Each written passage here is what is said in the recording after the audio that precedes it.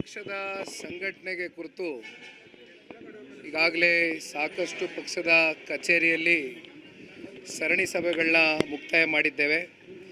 ಇವತ್ತು ವಿಶೇಷವಾಗಿ ನಮ್ಮ ತುಮಕೂರು ಜಿಲ್ಲೆಗೆ ಸಂಬಂಧಪಟ್ಟಂತೆ ಇಡೀ ರಾಜ್ಯದಲ್ಲಿ ಇವತ್ತು ಏನು ಸದಸ್ಯತ್ವ ನೋಂದಣಿ ಹಾಗೂ ಬೂತ್ ಕಮಿಟಿ ರಚನೆ ಆಗಬೇಕು ಅಂತಕ್ಕಂಥದ್ದು ಚರ್ಚೆಗಳು ಪ್ರಾರಂಭ ಆಗಿದೆ. ಅವೆಲ್ಲವೂ ಕೂಡ ಈಗಾಗಲೇ ಹೋಮ್ವರ್ಕು ತಯಾರಿಗಳನ್ನ ಮಾಡ್ಕೊಂಡಿದ್ದೇವೆ. ಆ ಹಿನ್ನೆಲೆಯಲ್ಲಿ ಇವತ್ತು ಭೇಟಿಯನ್ನು ಕೊಟ್ಟಿದ್ದೇವೆ.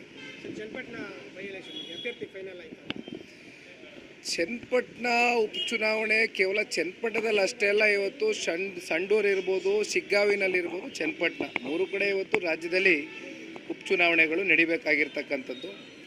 ಹಾಗಾಗಿ ಸಾಕಷ್ಟು ಈಗಾಗಲೇ ಅಭಿಪ್ರಾಯಗಳು ವ್ಯಕ್ತವಾಗ್ತಾ ಇದೆ. ಭಾರತೀಯ ಜನತಾ ಪಾರ್ಟಿಯ ರಾಜ್ಯ ನಾಯಕರು, ನಮ್ಮ ರಾಜ್ಯ ನಾಯಕರು, ಕೇಂದ್ರದ ಭಾರತೀಯ ಜನತಾ ಪಾರ್ಟಿಯ ರಾಜ್ಯ ನಾಯಕರು ಎಲ್ಲ ಕೂತ್ಕೊಂಡು ಚರ್ಚೆಯನ್ನು ಮಾಡ್ತಾ ಇದ್ದಾರೆ. ಸೂಕ್ತವಾದಂಥ ಸಂದರ್ಭದಲ್ಲಿ ತೀರ್ಮಾನ ಕೈಗೊಳ್ಳುತ್ತೇವೆ.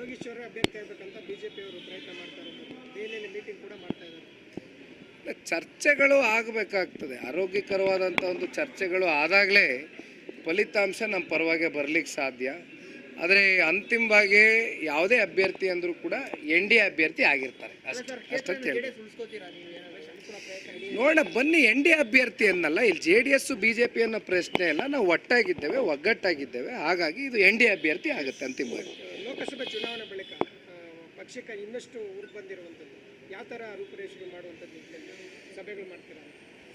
ರಾಜ್ಯದ ಜನತೆ, ಜನತಾದಳ ಪಕ್ಷ ಹಾಗೂ ಭಾರತೀಯ ಜನತಾ ಪಾರ್ಟಿಯ ಏನು ಇವತ್ತು ಸಮ್ಮಿಲನವನ್ನು ಒಪ್ಪಿದ್ದಾರೆ.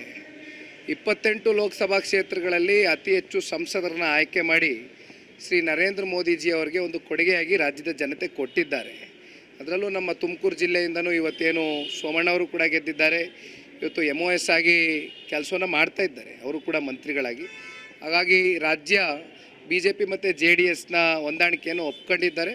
ಬಹುಶಃ ಮುಂಬರ್ತಕ್ಕಂಥ ಸ್ಥಳೀಯ ಚುನಾವಣೆಗಳಿರ್ಬೋದು, ಅದೇ ರೀತಿ ಮುಂಬರ್ತಕ್ಕಂಥ ವಿಧಾನಸಭಾ ಚುನಾವಣೆಯಲ್ಲಿ ನಾವೆಲ್ಲ ಒಟ್ಟಾಗಿ ಒಗ್ಗಟ್ಟಾಗಿ ಹೆಜ್ಜೆಯನ್ನು ಹಾಕ್ತೇವೆ. ದರ್ಶನ್ ಅವ್ರ ಕೇಸಿಗೆ ಸಂಬಂಧಪಟ್ಟ ಹಾಗೆ ಪದೇ ಪದೇ ಅವರು ಕಾನೂನನ್ನು ಮೀರುವಂಥ ರೀತಿ ನಡ್ಕೊತಾ ಇದ್ದಾರೆ. ಒಬ್ಬ ಮಾದರಿಯ ವ್ಯಕ್ತಿಯಾಗಿ ರೂಪುಗೊಳ್ಳಲಿಕ್ಕೆ ಸಾಧ್ಯನೇ ಇಲ್ವಾ ದರ್ಶನ್ ಅವರು? ಯಾಕೆ ಹಿಂಗೆ ಆಗ್ತಿದೆ? ಇಲ್ಲಿ ಅದ್ರ ಬಗ್ಗೆ ಎಲ್ಲ ನಾನೇನು ಹೆಚ್ಚಾಗಿ ಮಹತ್ವ ಕೊಡ್ತಕ್ಕಂಥ ಅವಶ್ಯಕತೆ ಇಲ್ಲ. ಕಾನೂನಿದೆ, ನೀವು ಹೇಳ್ದಂಗೆ ಕಾನೂನಿಗಿಂತ ದೊಡ್ಡವರು ಯಾರೂ ಇಲ್ಲ. ಕಾನೂನಿಗೆ ಎಲ್ಲರೂ ಕೂಡ ತಲೆಬಾಗಬೇಕಾಗ್ತದೆ. ಹಾಗಾಗಿ ಇದಕ್ಕೆ ಹೆಚ್ಚು ಪ್ರಾಮುಖ್ಯತೆ ಕೊಡ್ತಕ್ಕಂಥದ್ದೇನಿಲ್ಲ. ಬನ್ನಿ, ಥ್ಯಾಂಕ್ ಯು. ರೈಟ್, ಏನಿಲ್ಲ, ನಡೀರಿ.